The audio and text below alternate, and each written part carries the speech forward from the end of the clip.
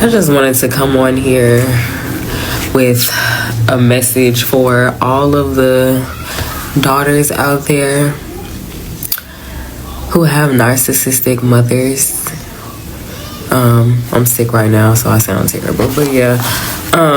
All the daughters out there who have narcissistic mothers, if you ever manage to get away from them, please don't ever go back. Like, ever. I don't care how old they get and how more sensitive they seem, when you have grandchildren. Like, it never changes. It will always be the same. It might seem like it's not in the beginning. It will always be the same. Never go back. Because they will sabotage you in every possible way that they can. And, you know, they're really good at disguising it like they're trying to help you. Y'all know that. Anybody who has a narcissistic mother knows this.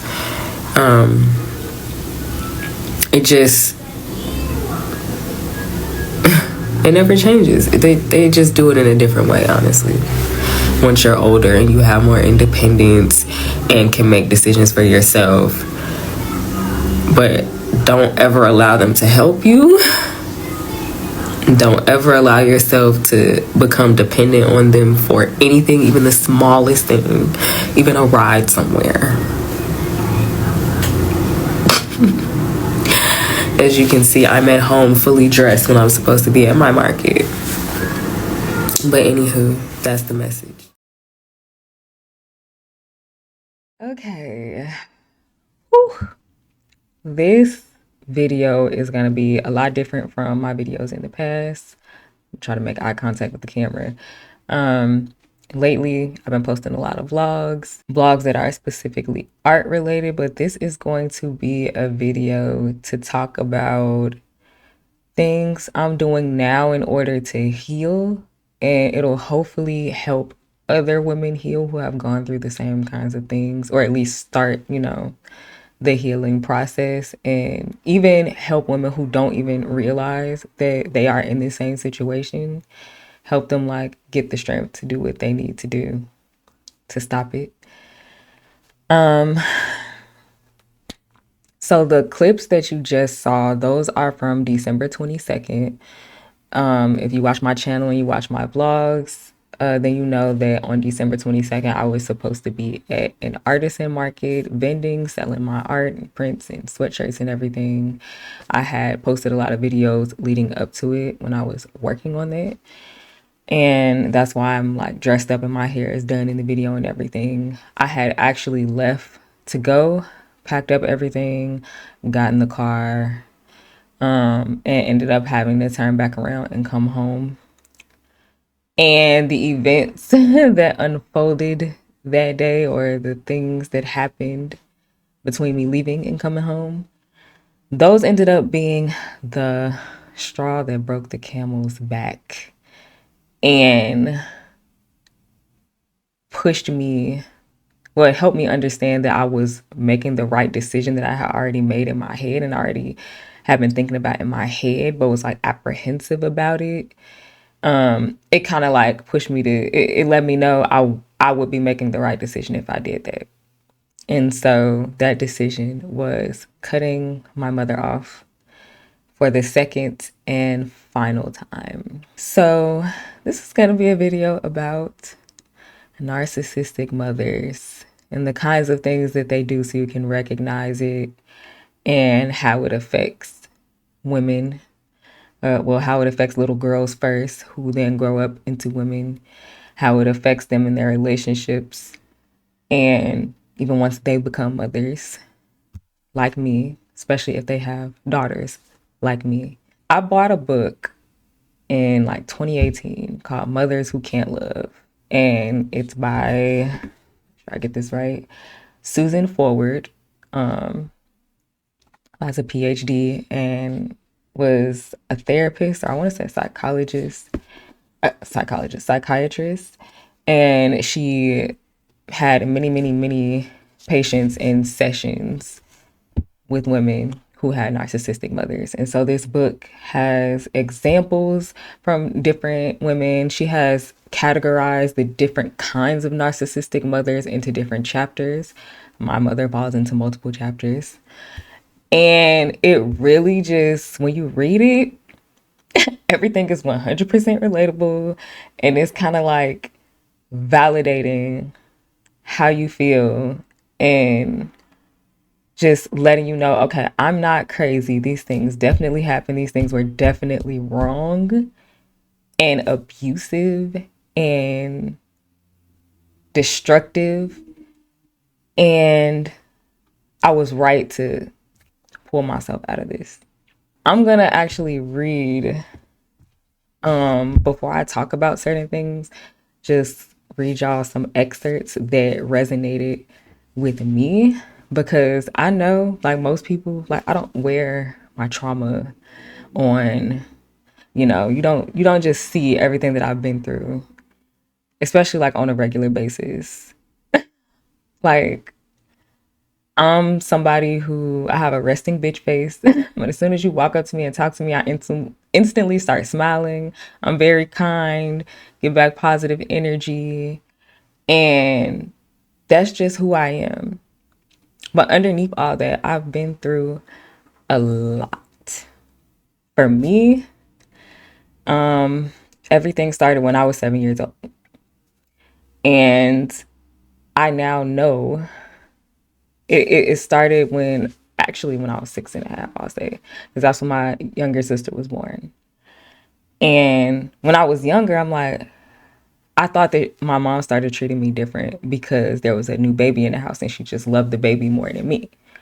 Because I was like a little kid now. Like maybe she just loved babies. Now that I'm older, I understand. And now that I know like different dynamics of narcissistic mothers, I understand that my mother deemed me the problem child and my sister was her golden child, essentially. And that's when everything changed. So I'll get into that. But first, let me read something. I have notes. This is going to be a long video. My sister was born, and then I want to say around the time she was able to start like crawling around the house, that's when everything changed. My mom was not like present. Neither of my parents were present. My dad would be gone, either working or partying. And then my mom would work overnight or like really late at night. So she would be home in the daytime, but she would be in her room all day, sleeping with the door closed. Kindergarten, like going into first grade, so it was the summer before first grade. Or I should already be in first grade once my sister starts crawling around. And my mom's in her room as usual. And me and my brother are doing whatever we do, 7 and 9 years old, playing. We were used to playing unsupervised and just doing whatever. And anytime there was a loud noise, a bang or a boom or just any kind of loud noise, my mom would jump up. I would hear her steps like stomping towards her door and just instantly freeze because I knew what was coming next. She would bust out her door, run up to me, grab me literally by like the neck of my clothing, like how bullies grab you in elementary school, and just be like, "What did you do to my baby?" For some reason, every time there was a loud noise, she thought I was doing something to my little sister. So that became a thing that would happen, I'm gonna say 2 or 3 times a week. I don't remember how long it lasted, but when it was happening, it was like 2 or 3 times a week. Nothing was going on. Nothing was wrong with my sister. Nobody was hurt. But for some reason, she just started doing that to me. That was when everything changed between me and my mama, when I know that something switched. So, chapter 5 of the book is called Mothers Who Need Mothering. So, I'm just going to read a little bit of it and just talk about what resonated with me. A mother can't teach her daughter to navigate life if she takes to bed with a bag of M&Ms every afternoon and shuts the door, or if she's passed out on the couch when it's time to get the kids up and ready for school. She may not be available to cook dinner, take care of younger children, or look after herself. Whether she is depressed, alcoholic, or addicted, or infantile, when she needs much more mothering than she can give, her daughter finds herself taking on the role of parent, protector, and confidant. For a young girl, few things are more distressing than detecting that something's wrong with mom. And with these mothers, there's definitely something wrong. Mothers who need mothering frequently withdraw into their own world, abandoning their role as caretaker. They may be at home, but they're rarely present enough to notice your accomplishments or wipe away your tears after a disappointment. Instead, they spend their days sleeping, complaining, watching TV, drinking, and daughters who've known nothing else rarely recognize, I don't know how to pronounce this word, poignant truth that they are essentially unmothered. So there's more to that, but this resonated with me because, as I said, my mom would be at home, but she would literally be locked up in her room the entire time with the door closed. The only time she spoke to me would be to yell my name and ask me to pass her something, pass her the remote, bring her some water, things like that. She didn't play with us. She didn't interact with us outside of that, like telling us to clean up and, you know, disciplining us. And it became to where once I was old enough, so when I was 9, she taught me how to wash the dishes. I actually wanted to learn how to wash the dishes. So I started washing dishes. I started sweeping and mopping the kitchen and stuff. And then I learned how to iron. She taught me how to iron so that I could iron.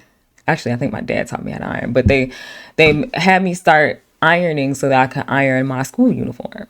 But then that became that I was ironing my school uniform and my dad's work clothes and my mom's work clothes. Then it became that I was washing the entire family's laundry. And on top of that, I had to hang up all of my dad and my mom's clothes and my clothes. Also, my sister's like, when I'm 9, she's like, 1? Yeah.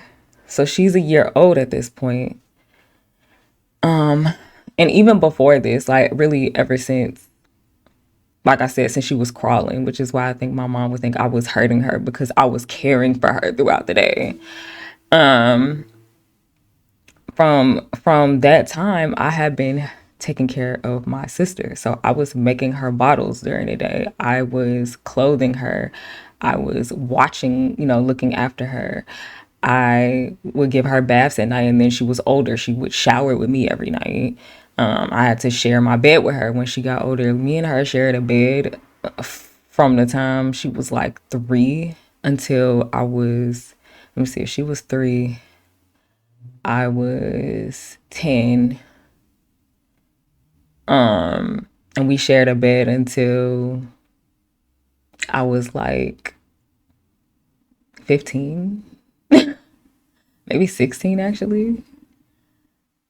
Yeah, 16. And so all of the responsibility while she was in her room fell on me. All my brother had to do was take the garbage out. That's all he had to do. I had to clean up my room and take care of all of my stuff, and he'll take care of the baby and clean the kitchen and do all the sweeping and mopping and wash and dry all the clothes for the entire family and iron my stuff and iron my daddy's stuff and my mama's stuff and put all their clothes away. So yeah. And this is when I was 9, 10, 11. I'm not talking about when I'm older. This is when I'm 9, 10, 11 years old. I'm doing all of this. So in that way, she was not being a responsible mother, and she was putting a huge burden on me. And obviously, that was shitty.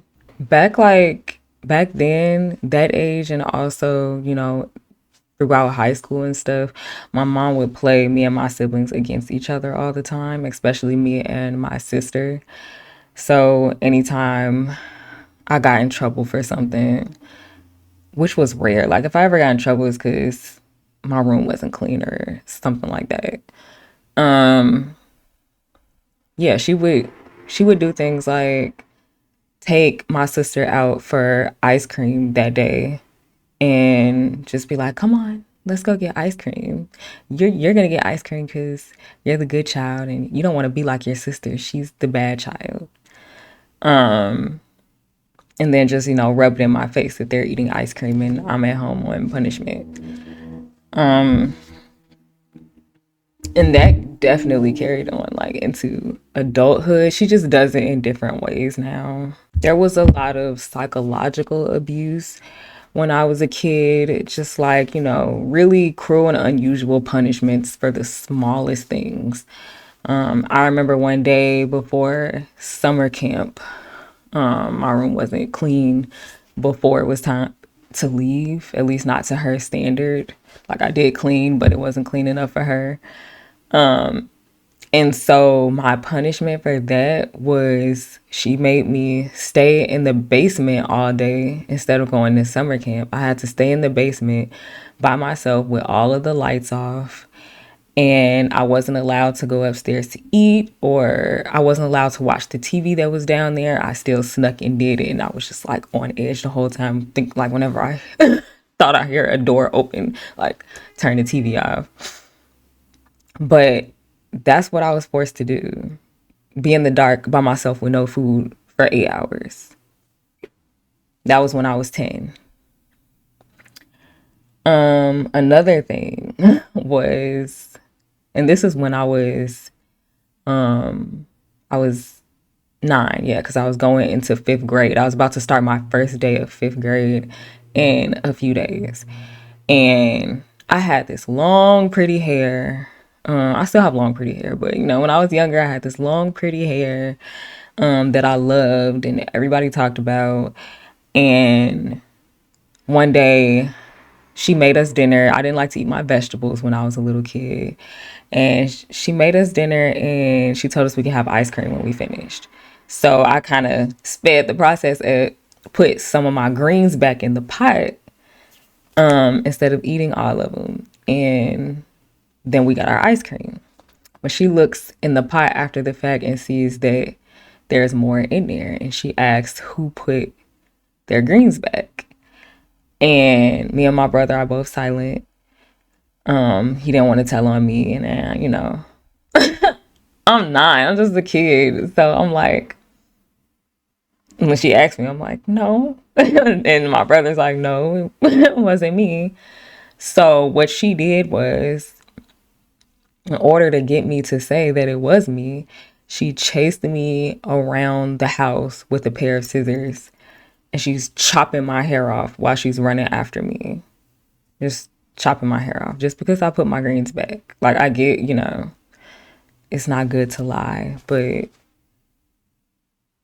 there are things I feel like what she did was a little outrageous. Um, and we actually talked about this 2 years ago. We were having an argument about a lot of things that happened when I was younger. And when we talked about that, she brought it up as if it's the only thing she's ever done to me. And her exact quote was, okay, I know I cut all your hair off and maybe that was traumatic for you, but I apologize for that. And that was just so wrong for so many reasons. Like, number one, you really seriously downplaying what you did to me. Not just downplaying that thing, but downplaying everything you've done to me as if it was like that was the biggest thing and that was the only thing. Then say maybe that was traumatizing for you. Yeah, it fucking was traumatizing and unnecessary as fuck.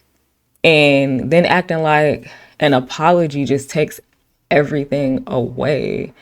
Like it never affected me because you apologize. Plus, she never did apologize for that. So I don't even know why she said that. But those are the kinds of things that happen to me like on a weekly basis. And it's not like I was a bad kid doing a bunch of stuff that I wasn't supposed to be doing. Like, I just, I snuck ice cream sometimes. And like, sometimes my room just wasn't what she wanted it to be. I was getting straight A's in school at that point. I wasn't getting into trouble with like other kids or I read all day, every day. That was my favorite pastime, so much that she tried to get me to stop reading so much and watch some TV. Like I got into it with my brother from time to time, as all siblings do. And that's it. That was me at that time. So none of the punishments that I got were deserving, in my opinion. And I think all of it was really just abusive, just control, just like power tripping. My mother used to punish me for being sick. So, and this went well into high school because actually I remember the last time she did it was when I started having those problems with my period, where I was having debilitating periods. And the first time it ever happened, I'm literally like writhing, just rolling around on the bed, moaning in pain. And my sister sitting there laughing. And my mom just doesn't believe me when I'm telling her I'm experiencing this excruciating pain. I can't even walk.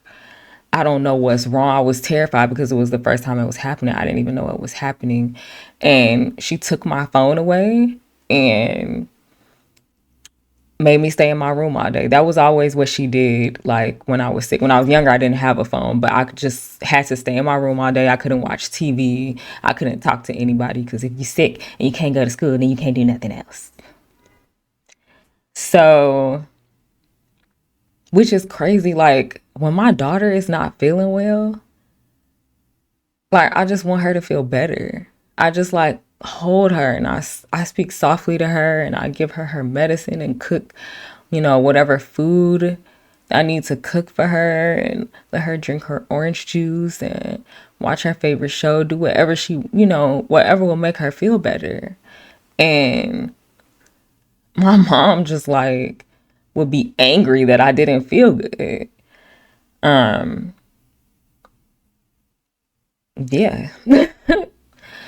I mean, literally would put me on punishment because I was sick. I could be throwing up. I remember I got the stomach flu when I was in first grade and I was out of school for 2 weeks.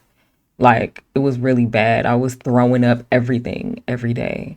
And while I'm going through that, she's yelling at me, like giving me orders to help her out with my little sister. And I remember her passing me like my sister's bibs that she had spit up on, and I smelled it and instantly threw up because I had the fucking stomach flu. Like I can barely sit up without feeling sick, and you have me running around doing stuff for the baby.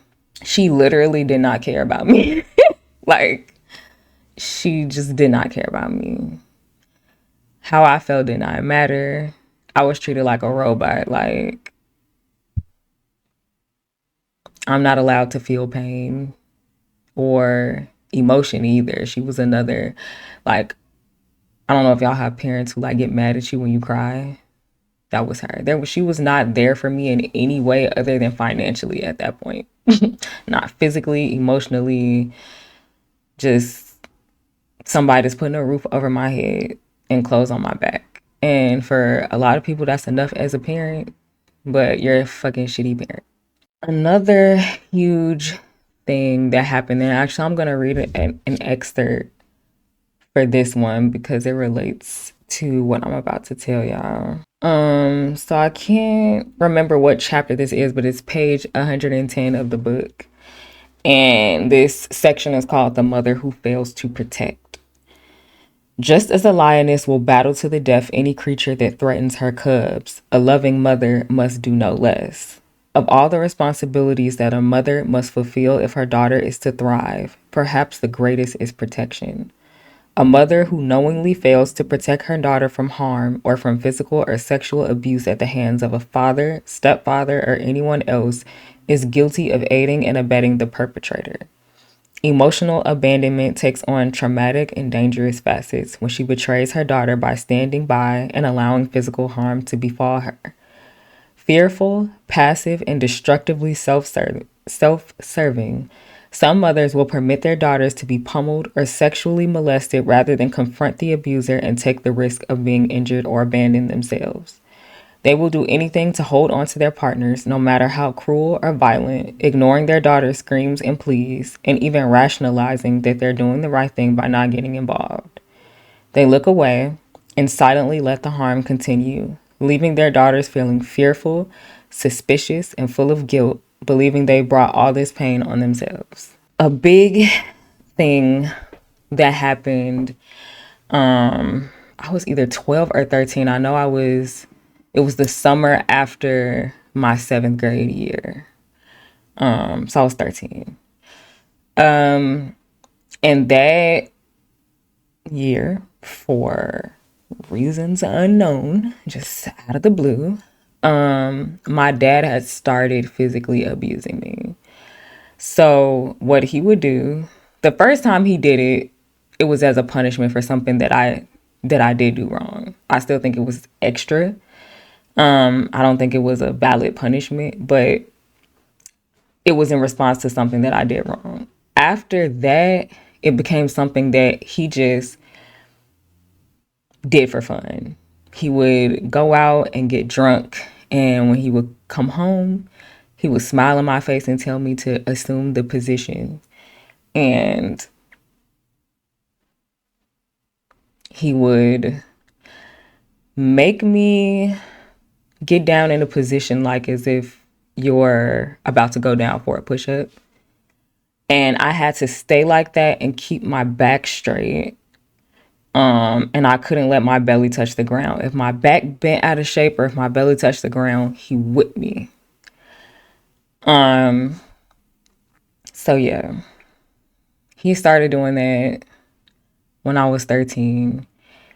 And after I want to say the second to last time, it was either the second to last time or the last time, I became really depressed. And I was at my grandma's house, and her and my aunt could see that something was wrong with me. And they started, talking to me, asking me about stuff. And I ended up telling them what had been going on. And it made both of them really upset. My grandma was crying. My aunt was angry. And I just felt like a weight was lifted off my shoulders.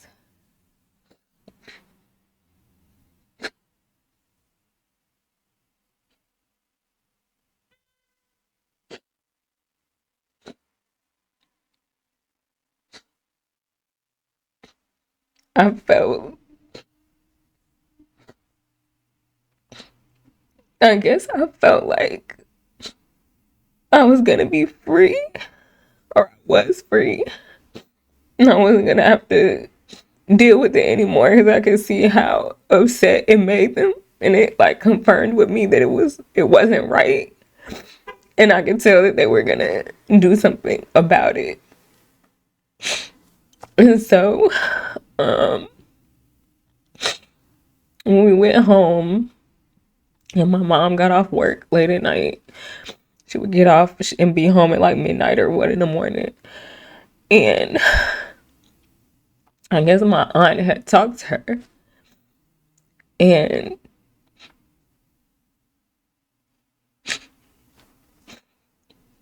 she she just yelled at me. She told me I was lying. And she said my grandma and my aunt might fall for my lies, but she wouldn't. And she said I was gonna get my daddy in trouble. I was gonna get him locked up lying on him. And oh, that's stuff that we do in the military. That's nothing. And she put me on punishment, and that was that. And so, and I didn't talk to my dad for months after that. We actually were moving. We were in the process of moving. And the last time he did it to me, and he was drunk, and he was just smiling all in my face and laughing and saying, I'm a terrible ass father, ain't I? And it was the worst and the longest time that I had to do it. And I was just like praying that it would stop. And next thing I knew, a rock came through our window, our front window in our living room. It just broke the glass and came right through the window.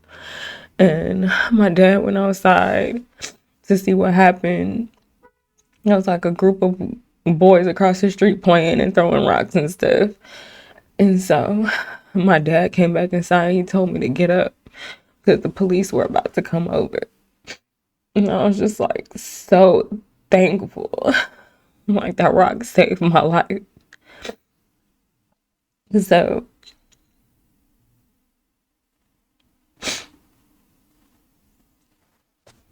I didn't talk to him for months after that because we were staying with my grandma until we moved into another place. And my dad and my mom were separated.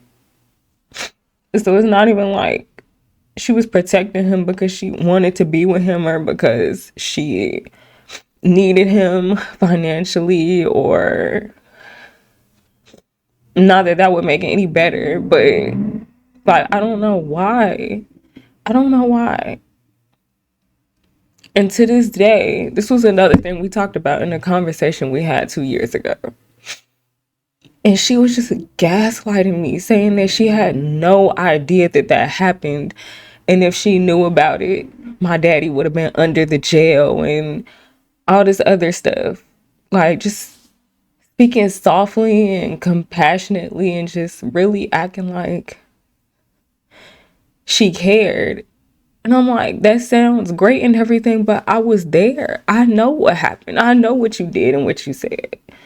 You didn't believe me. You told me you didn't believe me. You called me a liar and you punished me for it.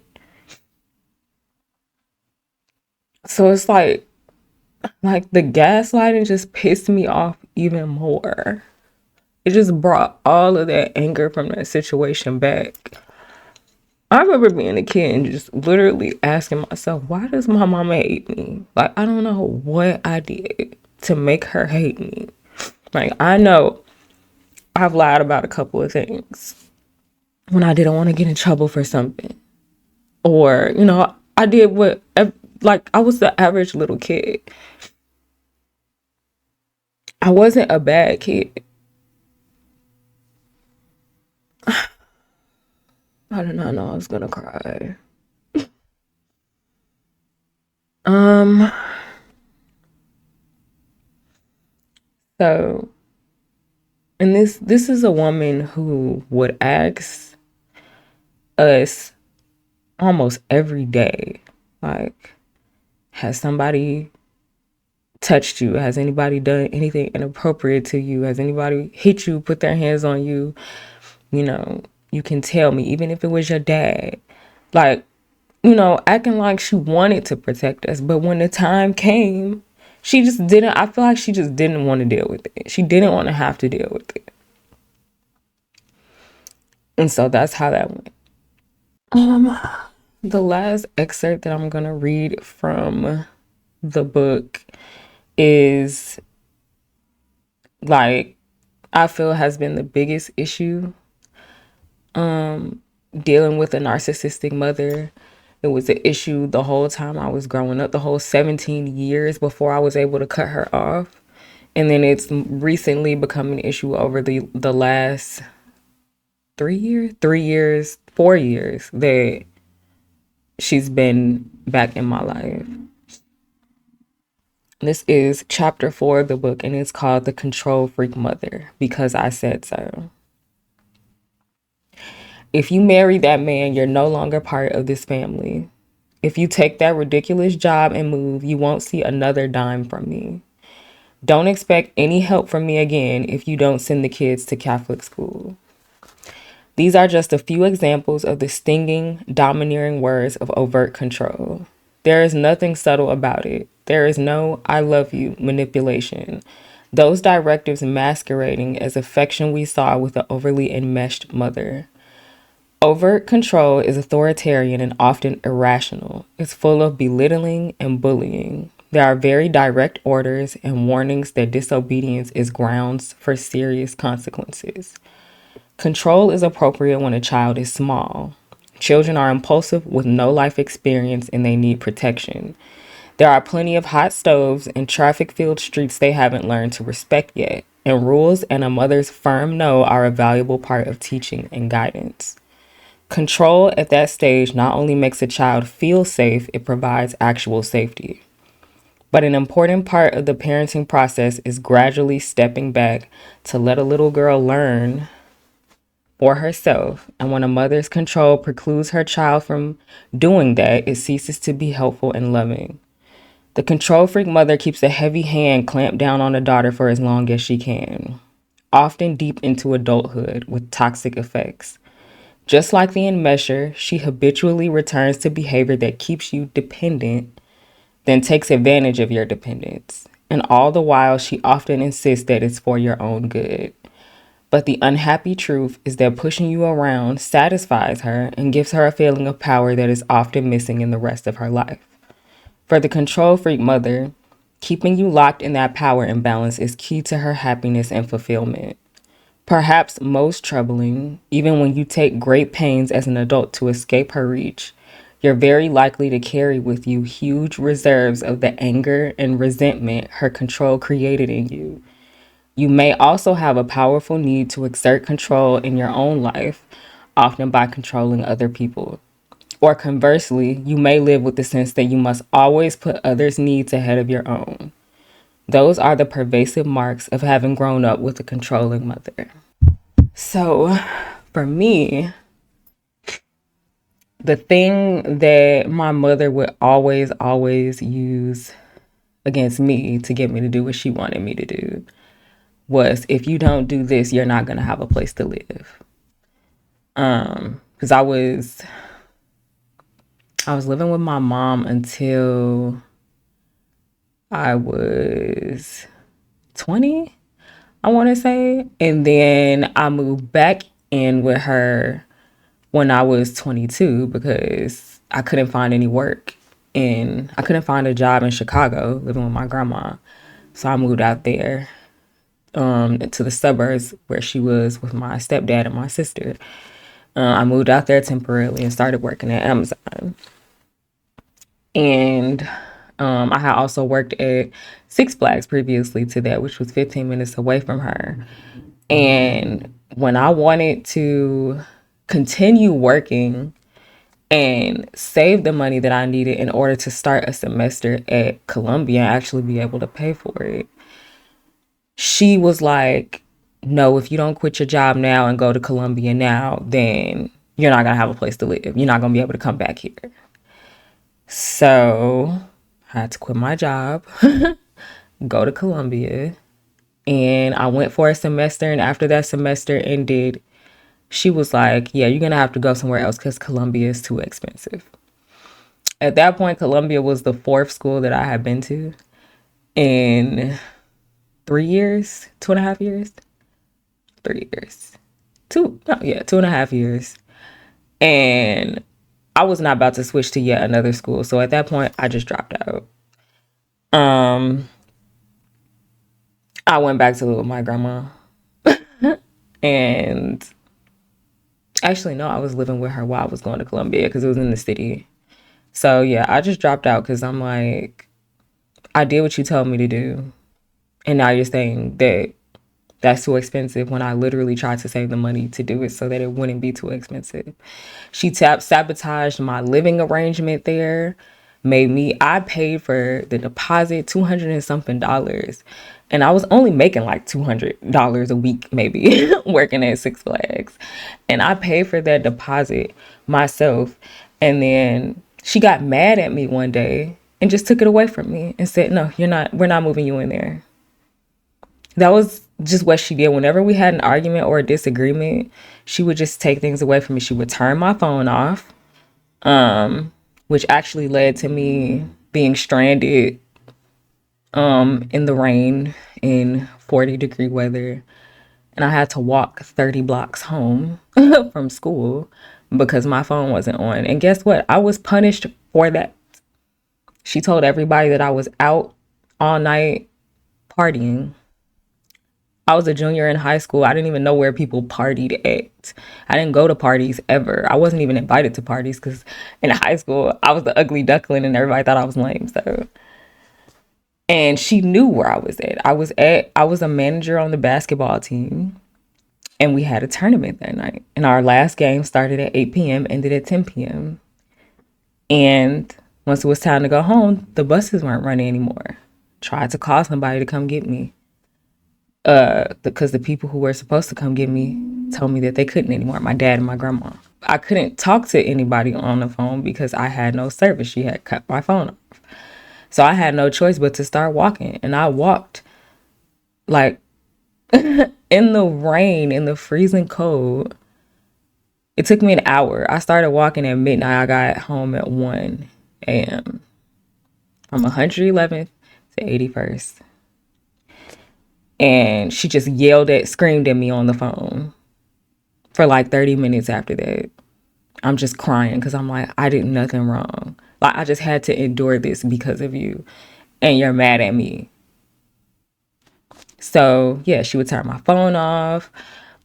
She would just take anything that she could away from me. Because even though I was, once I became an adult, like when I was going to Columbia, obviously I was an adult at that point. I was still financially dependent on her because I didn't have my own place. I couldn't afford my own place. I couldn't drive because when I was in high school, I took I took driver's ed just like everybody else, passed. When it was time to give us our permits, they told me I couldn't get mine yet because my mom hadn't paid for the class. She told me she wasn't paying for it because, I don't know, whatever she was upset with me about that week. I think it was my grades because I was getting very bad grades in high school. I was depressed. I was coming home just doing nothing all day, being on the computer. I didn't eat. I didn't shower most days. I didn't do anything. I just be in my room doing nothing. So I definitely didn't do my homework. So yeah, I think it was because of my bad grades at that point. She said she wasn't paying the permit fee. So I didn't get to go to traffic like everybody else. And I never got my license. Once I turned 18, I could go to the DMV and get my permit just by taking the written test. And then somebody could help me practice driving. So when I turned 18, she told me to do that. Got my permit. It's only good for a year. She never took me driving. Got my permit again the next year. Same situation. Even though she told me she would. Just go get your permit. I'll take you driving. You can't learn how to drive without a car. Like, my brother, they went driving with him. And then, once I was 22 and my sister was 16, she got her permit. My mom was taking her driving every day. And this is while I was staying with them. And I asked her one day, could you take me driving? And her response was, I'm not a driving instructor. But you're taking my 16-year-old sister driving. And I'm 22. I just want to learn how to drive so that I can be a functioning adult in the world. But of course she would not want me to learn how to drive because that was another way for me to be dependent on her. So if I need a ride somewhere, I would have to ask her. And if she didn't want to give me a ride somewhere, then I just couldn't go. So that was another way she kept me dependent on her. Having the kind of narcissistic mother that I had, you cannot accept help from them. When they offer to help you, It's not because they want to help you. They want to see you do well because it's out of the kindness of their heart. No, it's about control. If I help you, then you're going to depend on me for this. And then I can sabotage it for you. It's dangerous to accept help from them. And that's been the thing that has had me in the past, I want to say in 2022, which is a year after we started having a relationship again. That was when I saw for myself, I'm like, okay, she hasn't changed. Things are actually exactly the same as they were before. And I think I made a mistake. The only reason that I let her back into my life is because I told her once I had a kid that I would give her the chance to be a better grandma to my kid than she was a mom to me. I told her that. And it just so happened like 3-4 months later, I got pregnant. Completely unexpected. And so I stayed true to what I said. And I let her know immediately that I was pregnant. She was excited. And we just gradually started speaking to each other again. And then eventually I came over her house. I saw her new house. We started having conversations. And, you know, she wanted to know everything about the baby and me. And she just wanted to be around me. And things were going good. But like I said in those clips in the beginning of the video, they never changed. I think I thought she had changed because when I was a kid, she was so like obviously like physically evil, if that makes sense. Like her face was permanently like this. Get your ass over here. That's how she looked every time she talked to me. She never spoke to me. She always yelled at me. She never talked to me like a person. She always talked at me. It was just giving me orders or yelling at me about something I did wrong or that she didn't like. And she wasn't doing that anymore. She was speaking so calmly and I never saw that face. But I was wrong to think that things were different just because she was more calm. I was completely wrong. It started, you know, everything started up again middle of 2022 when she made me quit. She told me she would be my childcare so that I could go back to work. And then she made me quit a month and a half back at work. Talking about she wanted to go back to work now. And she went back to work for 2 months and quit her job. And so that was another way, you know, that she sabotaged me by offering me help. And I was depending on her for that help. And then she snatched it away from me. She didn't want me to make money because if I made money, then I would be able to get my own place, which is what I've been trying to do. I just had to take a phone call really quick. But yeah, if I had money, I would be able to get a place for me and my baby. I have been trying to do that since before I even gave birth. And at this point, I had finally got my credit up to where it needed to be. And I was looking for places and she knew that. So that was one thing. And then at the same time that was happening, there was a situation that was going on surrounding the podcast that I had recently started.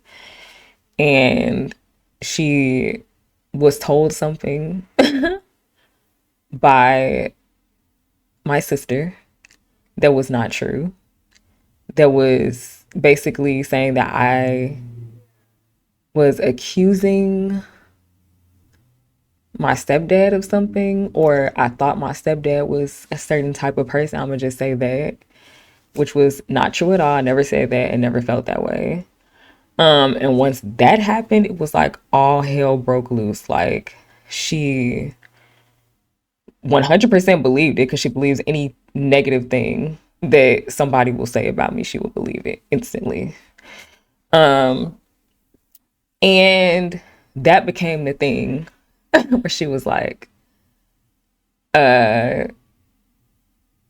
snatching things away from me. Like, oh, this is how you feel, well then you can't have this, or you can't do this. And at that point I was like, I know I gotta get the fuck out of here. And even though I had just quit my job, I used that last check I got and my credit score to get an apartment. I knew I didn't have no income, but once I got that lease, I signed it and I got me and my baby the fuck up out of there. And to this day, I do not regret that. Like, I still had some money from my huge tax refund that I got that year, and I had saved most of the money that I got from working that last month and a half. So I just paid like 3.5 months rent in advance and had about 2 months worth of bills in my bank account, and got the fuck up out of there because I'm like, I cannot stay here. If I stay here at this point, my life is over. And in turn, my child's life is going to be affected. So even though I wasn't making no money no more, I was like, I'm going to just have to make something shake. And we've been here now 2.5 years. And I am so happy that I made that decision and didn't let being afraid that I was going to need her financially stop me. And it really wasn't her financially that I was needing. Because, I mean, my stepdad was paying for the apartment, the condo. Like, we were basically dependent on him, not her. Because she was dependent on him, too. She didn't even have her own money. But, you know, she was my mother. He's my stepdad. So she orchestrated the whole thing with us even coming there. Like, that wasn't even his decision. So, yeah. And you know, my sister has said this, my aunt has said this, like when I've told them about the things I've gone through with my mother. And I know other people who have never experienced abuse have thought the same things, where they will say, well, if somebody was threatening to do this to me, if I don't do what they say, I just still wouldn't do it. I would just do what I wanted to do. And I'm like, yeah, because you're not a victim of abuse. When you're a victim of abuse, that person has been controlling you for so long, keeping you dependent on them, making you feel like you can't do anything without them, making you feel like you don't have a choice, that you will never have anything without them. You won't have a place to go. My mama told me that all the time. You're not gonna have a place to live. And I already talked to your aunt, your grandma. You can't go stay with them. You're gonna be on the street. I genuinely thought I would be homeless if I didn't do everything she told me to do in those moments. I didn't have that sense of independence because I wasn't independent. I was stuck on her, unfortunately, because that was the position that she put me in by giving me bad financial advice, sabotaging things that I had going for myself. And it really, you know what abuse does? It really like stifles you and hinders you mentally. Like mentally you are stuck like in this child's body, almost not child's body but child's mind, I should say. Like you still feel and like react to situations like a 12-year-old or whatever age your abuse started at. Because my grandma would talk to me like a kid, my mama would talk to me like a kid, my aunt would talk to me like a kid, and so I responded to things like a kid. And I remember when I realized that I was doing that, because I was at my cousin's prom send off with my aunt one day, who's also very controlling and verbally abusive and psychologically abusive. That's a whole other story for another. I'm not even telling that story, but and this is my mom's sister that I'm referring to. And we're at the prom send off, and there's like, you know, a table full of food, and we're going down, putting food on our plate. And I grabbed 3 chicken wings. And like I'm 3 years old, she's like, Tanae, that's too much. Put some of that chicken back. And I listened to her. And at this point, I had to be 26. And when I noticed myself doing that, I knew something was really wrong with me. Like that was the effect that all the years of abuse I've had on me. And it wasn't just this situation. This was just the first situation where it really stood out to me, where I was like, what am I doing? I think when you grow up with a narcissistic mother, you're just so terrified of becoming her. And I've always been terrified of that. Like I've always, said I will never ever be like her. And they talk about that in this book as well. Like we all say that. I will never ever be like her. I will never raise my child the way she raised me. I could never treat my daughter the way she treated me. It's just a huge fear. And you think to yourself, like, 'cause everybody kind of picks up things that their parents do and behaviors from their parents as they get older. And I'm just like, please, God, don't let me ever be like her. I hear the positive things that people who have good relationships with their mom say, my mom is my best friend. I can talk to my mom about anything. My mom is so beautiful. She's so supportive. She wants the best for me. Like, I couldn't live without my mom. My mom is the woman that I look up to the most. I don't feel any of that shit. Quite the opposite. Like, let's put aside the fact that she was a narcissistic mother and she abused me financially, verbally, psychologically. Let's put all that aside. Even without that at play, my mom is a terrible person to me. She's very homophobic, transphobic, fat phobic, and she's fat, which is crazy. Fat phobic, a really big thing, especially lately, that I have argued with her so many times is her internalized misogyny. And on top of that, the fact that she puts down women all the time. I really believe she hates women, and I tell her that. She puts women down all the time, and she defends and capes for abusive men and rapists. I'm talking about people who have been proven guilty. People like Tory Lanez, R. Kelly. Like, that's the kind of person she is. And I've been raped. I've been sexually assaulted. And I've been abused. So how do you think that makes me feel when I'm a victim of this, just like these other women, and you're putting them down and defending the men that do this to them? Even if it didn't happen to me, like, that is so disgusting to me, especially as a woman. And there's nothing to look up to. There's nothing to want to be like. There's just nothing.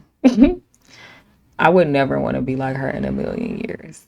And honestly, I never could be her because just in the way that I treat my daughter and speak to her and how I speak to all people and my beliefs and how I carry myself and even how I treat her despite how she's treated me. Like when I was living with them a couple years ago, 2022, me and my baby were staying with them and one of her longtime friends passed away, somebody she had known since she was in high school. And she was just crying just all day. She'll just be fine one minute and then she'll start talking about it and be emotional. And when I first saw her start crying, I just immediately went to her and I held her and I kissed her cheek and I just held her and just rubbed her and you know, just compassion for how she was feeling. Letting her, get her emotions out and comforting her while she did it. And it really reminded me, not in this moment, but later, I thought about when I was in college, I had a friend pass away from cancer. And I found out through a text message while I was in class. And I left school and I I didn't want to get on the bus and stuff crying, so I called my grandma, asked her to come pick me up. And once we were like pulling into the garage, she was on the phone with my mom, and my mom wanted to talk to me. I get on the phone with her thinking she's about to like comfort me. And instead, she's yelling at me to stop crying before I make my grandma upset. My friend just died. So that's the kind of person my mother is. I should have known that it wasn't going to be different or things weren't going to be better, because I couldn't even like, she been back in my life for what, 4 years. I still in this entire time have not been able to call her anything but by her first name. I used to call her mommy before I cut her off. I can't call her mommy, mom, mama, nothing. And it's not like my siblings, they get offended by that, and I'm like, it's not because I'm trying to be funny. It's not because I'm trying to hurt her feelings. I literally just do not feel comfortable calling her motherly names. I can refer to her as my mother or my mama to other people, but when I talk to her or when I'm talking to somebody who knows her name, it's her name, period. I don't address her as anything motherly. Because what people don't understand is she was my mom for 7 years, and then she became my abuser. So it's like, that's who she is. She's my abuser. I just did not feel comfortable. Like, I literally could not utter those words to her. Anyway, this video, like, it can't begin to even scratch the surface of everything that I've gone through with her. But the point is that I am 32 years old, and I've been dealing with this shit for my entire life, and I don't want to deal with it anymore. And I don't have to deal with it anymore. People around you, your friends, your family, especially your family, they will try to convince you that you need to keep a relationship with your mother. But when this is who your mother is, they are completely wrong. You will never be happy. And I'm seeing that now. I'm like, there's no compromising or us developing a healthy relationship with each other. No, the only way for me to heal is to get away from her. The only way for me to be happy is to get away from her. Not to try to make things work with her. You don't need to make things work with an abuser. I'm someone who strongly believes that abusers, rapists, and murderers are people who cannot be rehabilitated. Their crimes are the most heinous because what they do cannot be fixed. What they do causes permanent damage. You can't just pay for something and fix it. You can't pay a fine. You can't just serve jail time and it's fixed. The people you're hurting, you're destroying their lives. You are changing their lives forever. Their trauma is going to affect them forever. That's not somebody that you need to make things work with. It's just not. I'm hoping that if there's someone watching this who also has a narcissistic mother, or who is realizing possibly that they do, or has always known it, like, if you're that person, this is your sign to let it go. When I had cut my mom off, and no, like, people who didn't even know my situation or know what was going on, like, they were telling me, there's something different about you. Like, you're just glowing. They didn't even know. The fact that I'm glowing after ending this relationship, and not only that, like, my anxiety went from here to here. I'm going out, I'm doing things that other adults do. I'm coming out of my shell. I'm meeting people. It was a whole new Tanae. And I'm so excited to have that back now that I'm choosing to do this again. And I'm never going to go back after this. Is it scary? Because I am in a rough situation right now and I may need her. I don't even have a babysitter outside of her. Yeah, it's scary, but I'd rather figure something else out for that than go back to that situation. Anyway, I just really hope that this video reaches somebody who needs it. I know there are going to be people who completely disagree. I just want to let y'all know I don't care about that. I've been trying to get people to understand me for years when it comes to this situation, and there's no, you just can't get people to understand. It's a waste of time. So you can say whatever you want to say about, your mother loves you and she would do anything for you and she gave birth to you and she brought you into this world. I don't care. I'm so way past that. Nobody can ever make me feel sorry for this, for choosing to be happy and healthy over choosing to have a relationship with an evil, abusive, calculated person who has hurt me for the majority of my life. I remember telling my therapist, I feel bad about like feeling like I need to cut her off again because, she was there for me when I had my baby. Okay, but what about the 17 years before that when she was abusing you? And I'm like, yeah. Like, it's just, for me, this is what I need to move forward. So that's what I'm doing.